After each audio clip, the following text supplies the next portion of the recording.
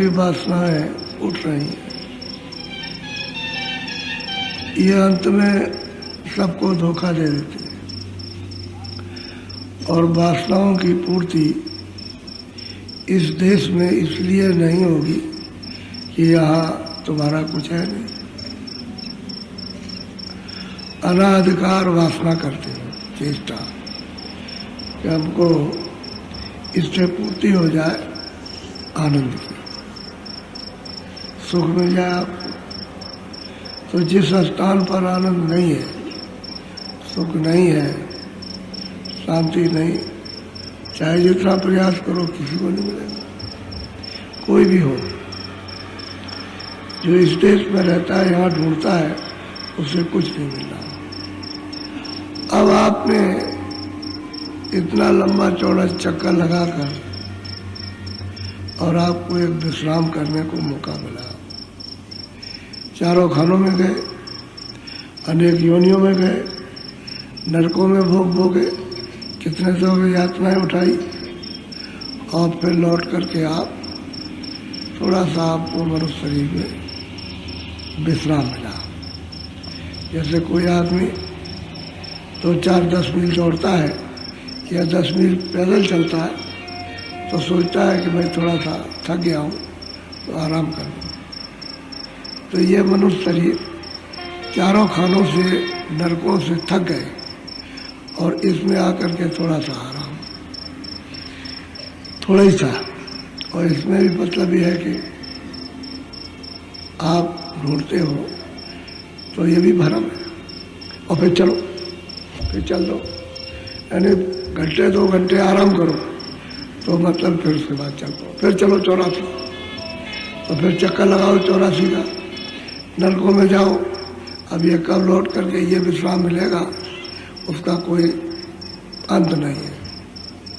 करोड़ वर्ष के बाद, युग के बाद, सतयुग के बाद, त्रेता के बाद, द्वापर कलयुग भी जाए और तब आपको ये विश्राम करने को इस शरीर में मिले, इसका कोई अर्थ नहीं। इसलिए महापुरुषों ने जिन वाक्यों का उन्होंने अपना वचन उच्चारण किया है वो यही बताया कि मनुष्य शरीर थोड़ा सा विश्राम करो। तो विश्राम करने में तुमको सोचना चाहिए था कि मैं कहाँ जा रहा हूँ और कहाँ से आया हूँ और मेरी वास्तव में मंजिल कहाँ है।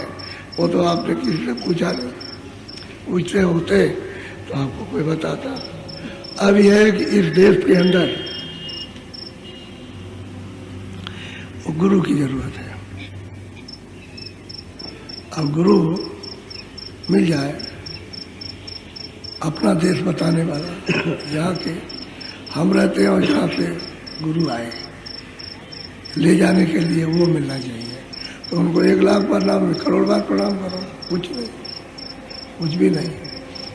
ये जो आपको कहा ना कि कोटान कोट सूरज चांद, जैसे वहाँ जुगनू होता है ऐसे कर देता है, ऐसे चमक होती है भाई।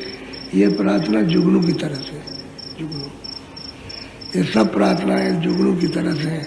लेकिन अब और कहाँ से आए, ये सारे तो कहे जाएंगे और बनता नहीं है कोई हिसाब। यानी मनुष्य शरीर में प्रार्थना करने का और जुगनू की तरह का एक होता है दिया, तो दिवस दिए को दूसरा कि भाई ये दिया है, एक जुगनू और एक दिया। दिया क्या है, थोड़ी देर जलेगा, और एक दीपक होता है बड़ा सा, समझ गए।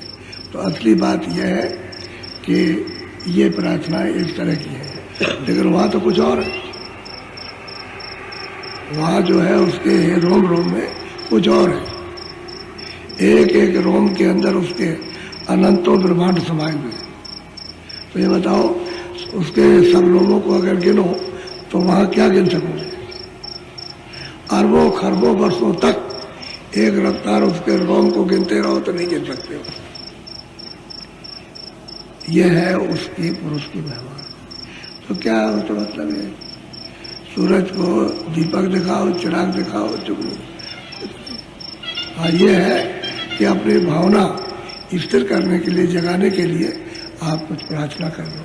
वो तो देश ऐसा है, इसलिए उसको अथाह और अपार देश कहते हैं, जिसका कभी किसी ने पता लगा ही नहीं पाया। वहाँ से संत जन आते हैं इस देश में, जहाँ आपको मौका मिला विश्राम करने का, कि भाई चारों खानों से नरकों से लौट करके आए हो और अब आपको ये मिला, तो उसी में अगर मिल जाए तब तो आप उलट जाओ, और वो नहीं मिलते हैं तो गए, फिर गए, फिर लौटे वापस। तो फिर चलते ही रहो, समझ गए, उसको मार पड़ती रहेगी, चलते रहो। मतलब ये है कि वहाँ आप विश्राम नहीं कहीं, यही शरीर है विश्राम करने का, क्योंकि इसमें मौका दिया कर्म करने का, और उसमें मौका समय है भोगने का, तो भोगने में विश्राम कहाँ, उसमें तो विश्राम है नहीं, कर्म करने में विश्राम है। तो मनुष्य शरीर अमूलक है।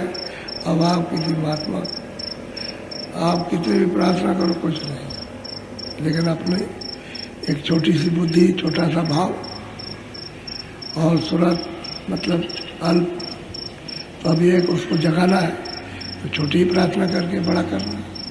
तो प्रार्थनाएं उसकी जो होती हैं वो छोटी होती हैं, लेकिन जब साधक वहाँ पहुँचता है तो देखता है कि जो हम वहाँ कर रहे थे कुछ नहीं है, यहाँ कुछ और है। अब यह है कि वो चीज़ किसी भी रूप में कहने में नहीं आती, इसलिए वो वाणी से परे, देखने में तो आता है लेकिन कहने में नहीं आता। यहाँ कहने में नहीं आएगा, कहने में तो जो यहाँ का इशारा आपको संबोधित करने के लिए बताया जाएगा, ऐसा है, ये ऐसा है, मिलता ही जुलता आपको बताया जाएगा है कुछ। अब दरिया लोग कहते हैं समुद्र है, तो समुद्र कहते हैं बहुत बड़ा है, यह है। अब किसी ने नहीं देखा तो क्या कहेगा, भाई तुम्हारे 10 दरिया मिला दिए जाए, 100 दरिया मिला दिए जाए, बड़ा बड़ा, तो सोचता समुद्र बहुत बड़ा होगा। तो जब जाता है समुद्र के किनारे कहता है बहुत बड़ा, तब कहता है अब इसकी क्या महिमा करें। ऐसे ही वो मानेंगे, उसने ये सब कुछ बनाया, सब कुछ दिया, और सब लोगों ने तो मामूली उसका भंडारा था, उसने तो कुछ भी नहीं दिया, एक तरह से कुछ नहीं दिया। उसने तो एक थोड़ा सा जरा सा, जैसे कोई आदमी तालाब भरा, उसमें कटोरा लोटा ले आया पानी दे, क्या दिया। तो सागर, तो ये विस्तार मतलब है कि छोटा सा, अब इसी में हम फंसे पड़े हुए और उसको जानते भी नहीं। तो जब तक महापुरुष नहीं मिलेंगे यहाँ, तब तक आप उसके बारे में कुछ नहीं जान सकते, उससे बिल्कुल अछूते अशून्य रहेंगे। अब जब मिल जाएंगे तब फर्क पड़ेगी, भैया मिलेंगे आप।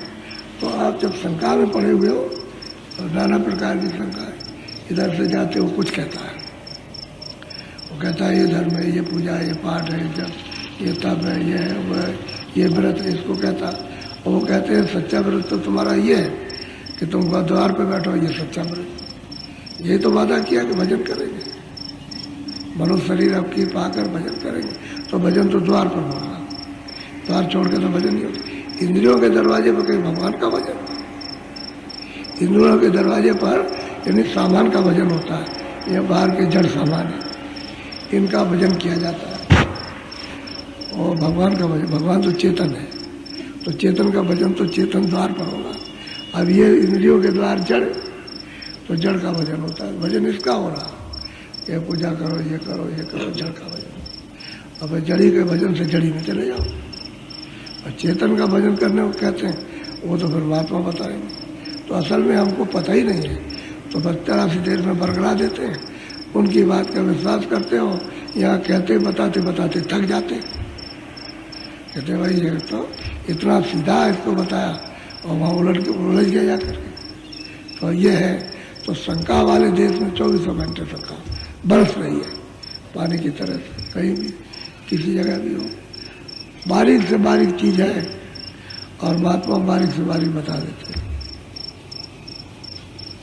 इसलिए यहाँ पर सदा 700 वर्षों से जो महापुरुषों की महिमा, आप उनसे कितनी प्रार्थना करो, उनकी प्रार्थना कर ली ईश्वर की कर ली, उनकी प्रार्थना कर ली तो ब्रह्म की कर ली, उनकी कर ली तो पारब्रह्म की किया आप। और अगर वो गुरु मिल गए प्रार्थना की तो मतलब आपने महाकाल पुरुष की कर ली, और उनकी प्रार्थना की तो सत्पुरुष की, उनकी प्रार्थना कर ली तो अलग पुरुष, अगम पुरुष, वो सब कुछ।